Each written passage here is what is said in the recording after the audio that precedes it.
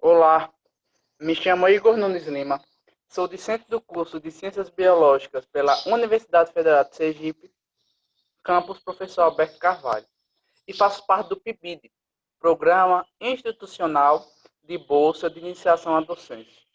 Tenho como coordenador o professor doutor Ricardo Santos do Carmo, como supervisora a professora Marise de Jesus Santiago e como colega a discente Adriela Miranda Santos. Nessa aula, abordarei o tema clonagem, o que é, como funciona, quais são os seus tipos, suas limitações e como cai no Enem com base nas questões. Weber definiu em 1993 que um clone é um conjunto de moléculas, organismos ou células que se originam de uma única célula e tem sua carga genética igual à célula original. A clonagem é um tipo de propagação de espécies, bactérias ou organismos de forma assexuada, que consiste na reprodução onde apenas um indivíduo está presente na relação. A clonagem induzida é um tipo de clonagem na qual se pega a célula da glândula mamária de um mamífero, no caso desse esquema, foi retirada a célula da glândula mamária de uma ovelha e após a retirada, foi retirado também o óvulo de outra ovelha, foi denominada ovelha B. Após esse processo, é retirado o núcleo do óvulo da ovelha B, inserido juntamente com a célula da glândula mamária em apenas uma cápsula, onde após essa inserção foi criado um embrião jovem, no qual se denominou o nome de Dolly. Aqui é uma explicação mais um pouco aprofundada e outra parte que já foi falado no slide anterior.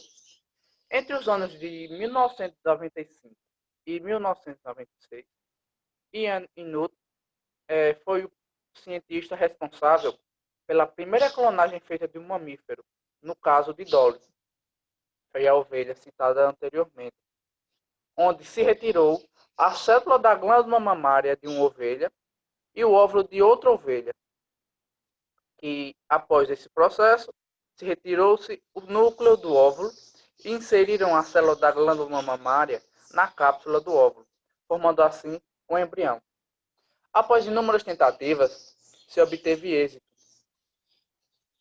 e Dolly nasceu. Isso causou diversas questões e problemas alegados pelas pessoas do país inteiro. No Brasil, foram estabelecidas medidas jurídicas para que esse fato não ocorresse nos seres humanos. Ou seja, essa prática de reprodução de forma de clonagem reprodutiva é dita como proibida aqui no nosso país.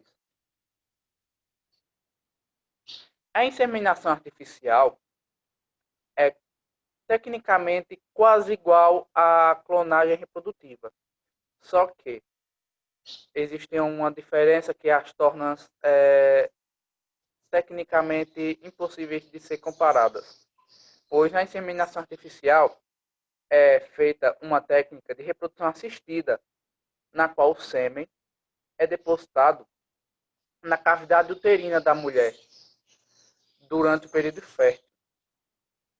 E as principais pessoas que fazem esse tipo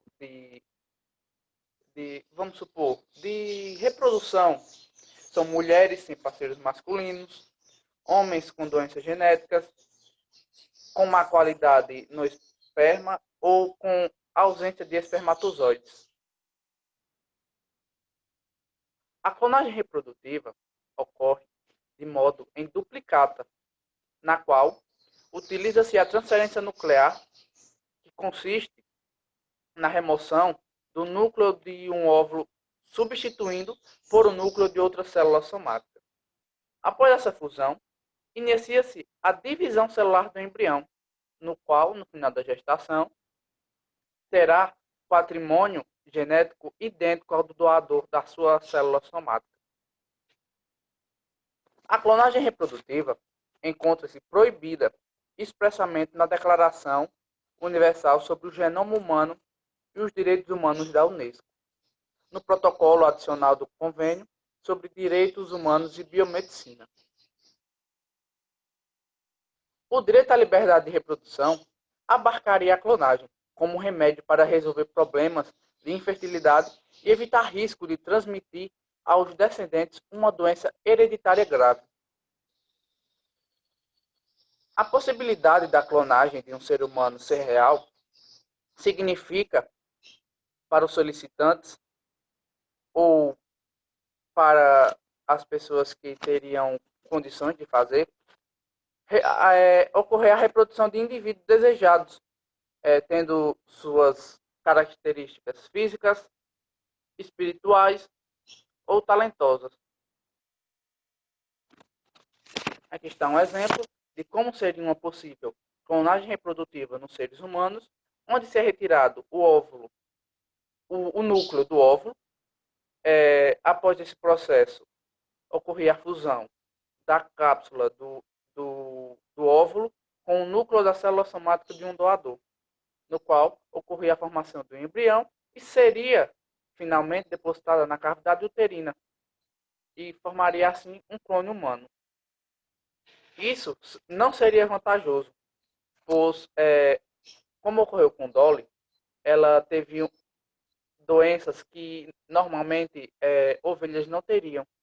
E no humano não seria diferente. Eles teriam um envelhecimento precoce, a famosa progéria, que é um envelhecimento precoce, e a morte em média de 13 anos de idade. E outro fator que influencia para que a clonagem reprodutiva não ocorra é o acontecimento de muitos abortos, como foi no caso de Dolly, nas primeiras tentativas.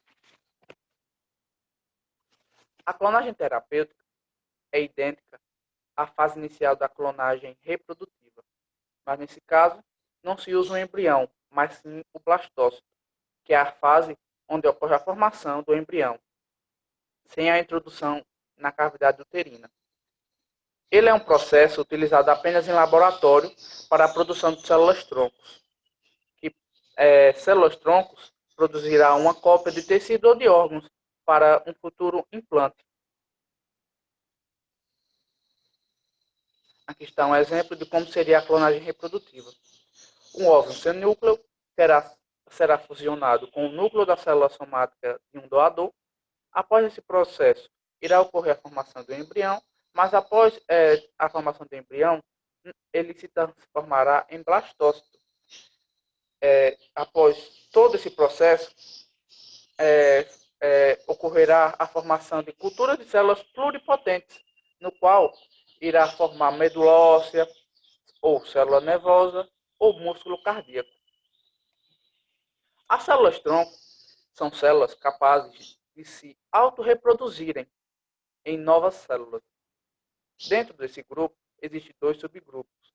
As células-troncos embrionárias, onde se diferenciam em diferentes tipos de células e restaram a função de um tecido ou de um órgão. No caso, a da medula óssea, um exemplo. E existe também as células-tronco adulta, que não possuem a capacidade de se tornar em qualquer tecido, apenas em novas células-tronco.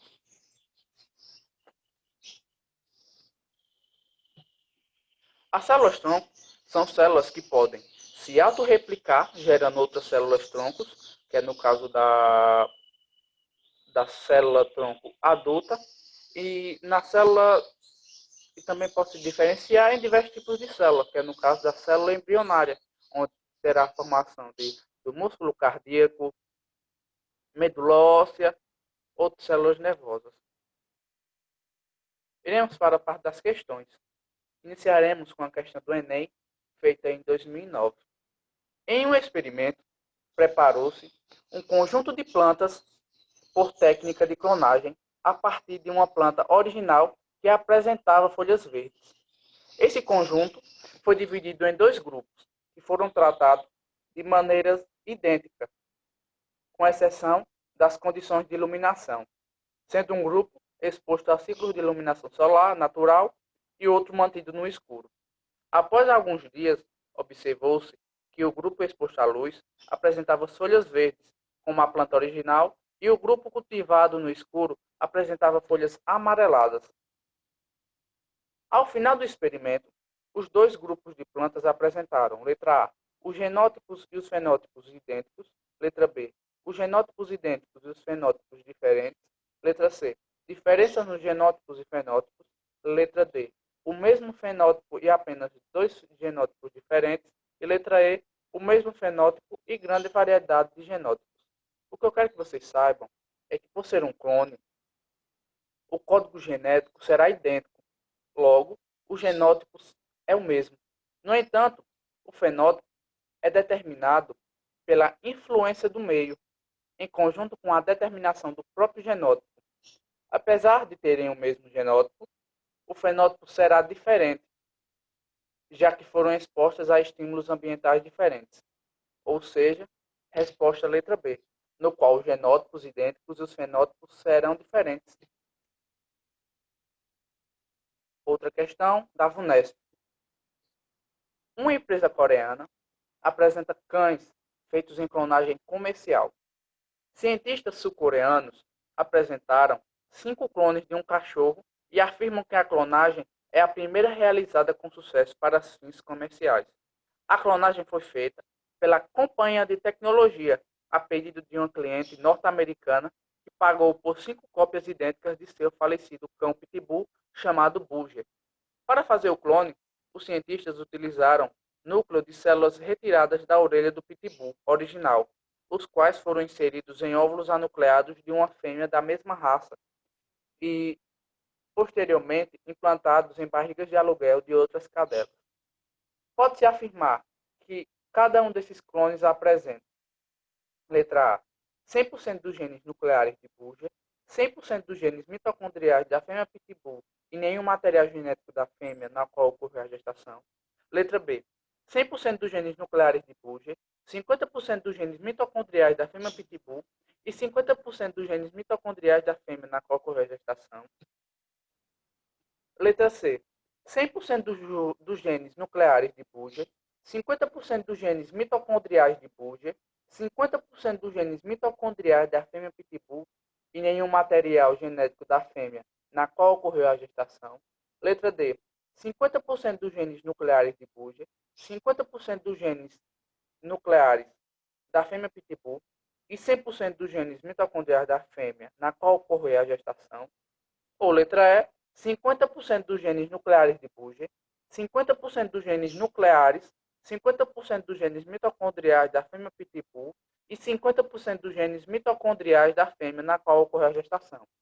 O que eu quero que vocês saibam é que, para a formação de um clone, utiliza-se o núcleo de células retirada de Bulger, e por isso, todos os genes nucleares a ele pertencem.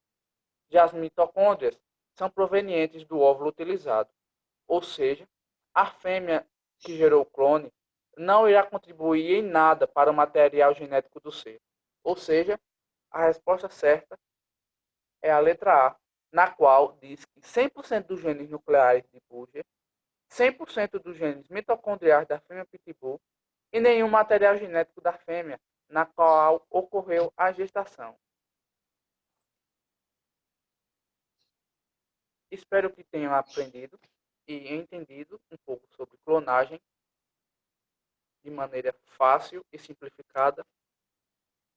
Obrigado por assistirem um vídeo.